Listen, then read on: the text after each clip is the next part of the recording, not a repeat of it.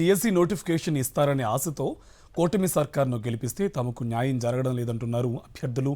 కుటుంబాలను వదిలి అవనిగడ్డికి వచ్చి అష్టకష్టాలు పడుతున్నామని చెప్తున్నారు. అర్ధాకలితో అలంటిస్తూ పస్తులుంటూ ఎదురు చూస్తున్న సర్కారు పట్టించుకోవడం లేదని ఆవేదన వ్యక్తం చేస్తున్నారు. నెలలు గడుస్తున్నాయి తప్ప ప్రభుత్వంలో చలనం లేదని మండిపడుతున్నారు. ఎక్కడెక్కడి నుంచో వచ్చి ఇక్కడ అద్దె ఇళ్లలో ఉంటూ అవస్థలు పడుతున్నామని చెప్తున్నారు.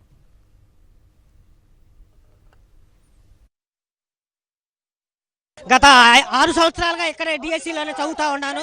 కూటమి ప్రభుత్వం తొలి సంతకం మెగా డిఎస్సీ తన ఆశతో కూటమి ప్రభుత్వాన్ని మేము గెలిపించడం జరిగిందండి.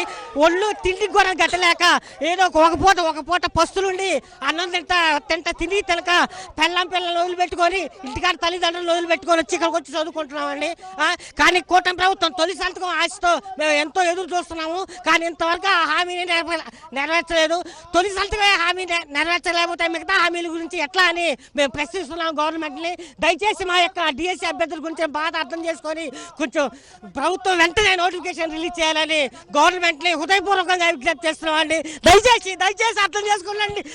ఎంతో బాధపడుతున్నామండి. ఎన్ని సంవత్సరాల నుంచి 3 సంవత్సరాల నుంచి 5 సంవత్సరాల నుంచి ఇక్కడే ఉండి చదువుకుంటున్నామండి. గత 5 సంవత్సరాల నుండి ఇక్కడే ఉన్నారు సార్. ఒక నోటిఫికేషన్ కూడా లేదు. కష్టాలు భారీగా పడుతున్నాము. అమౌంట్ లేదు. కోచింగ్లకి అమౌంట్ వేలు కడుతున్నాము. దయచేసి నోటిఫికేషన్ ఇవ్వాలి సార్. ఎస్సీ రిజర్వేషన్ అంటున్నారు, మళ్ళీ టెట్ అంటున్నారు. మళ్ళీ మండలిలో లోకేష్ గారు అయితే ప్రతిసారి ఇదే మార్చిలో నోటిఫికేషన్ అంటున్నాడు. మార్చి 25 వచ్చింది, ఇంకా 6 రోజులు ఉంది. ఎక్కడ సార్ నోటిఫికేషన్?